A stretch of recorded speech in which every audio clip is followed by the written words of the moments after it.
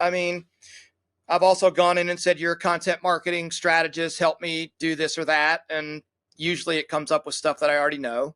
And so it's more about the execution of those things to me, right? So that's it. So you're working with a lot of content creators and helping a lot of companies. How are you using it? What's the secret for you?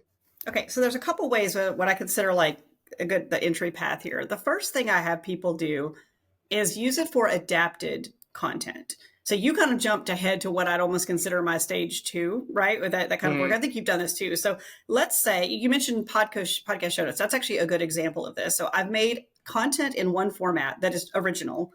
So for example, this conversation that you and I are having, when it's over, we'll use, the AI, like go and we'll edit it. AI can help generate the first draft of the show notes. When those are done, we can also ask AI to write the social post, and we can get specific about, hey, it's going to run on Instagram, tell it the channel. This is where you can use the safest thing you can do. It's like it's based on your voice to begin with. Go and use a tool like Lately is built for Mm-hmm. purpose for that if you need to do it at scale, and it will Uh-huh. take and in your voice, right? Like that way it stays in your voice. It's easy. I think that's very safe. And you can take, when you make a big thing, you can turn it into all those little things really easily, like really fast. And then you just review it and then you hit publish, right? But you never just you don't let it auto publish. You've No, always got to take a no, no, look at no. it. The second thing that I usually sort of walk people through is using it in a little more of a co-creation model instead of taking something that already exists and creating all the little spin-off pieces. I say, okay, well, you're stuck and you're trying to write, you said you got to write a blog post, but you're not sure like quite how to get started with it. So we would use it, give it, a good prompt and have it write the outline for you. Mm-hmm. So I treat an AI rough draft as like essentially a form of an outline, as a form of research, because Right. the most important thing that tells me, like if I'm just asking the AI just to write it, like I'm not even giving it source material. So that's just, yeah, write me a blog post about, AI and assessments.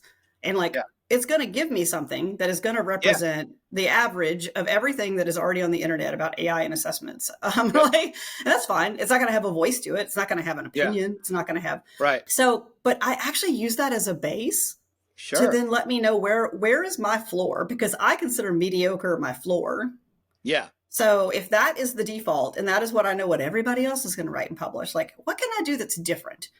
If what can I do that breaks free, that do what my friend Viola calls weird content? Like how can we make Yeah. more weird content that is hard to reproduce, right? Yeah. That is Yeah. hard Yeah. to, that you're now using it, but use it to write that draft and then do something else.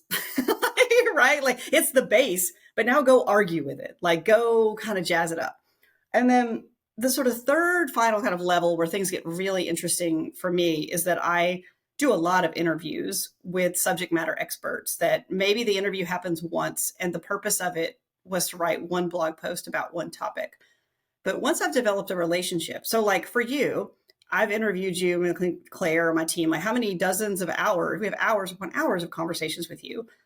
AI lets me take all of those conversations and analyze them and identify the key themes and give me ideas for things that I might not have noticed.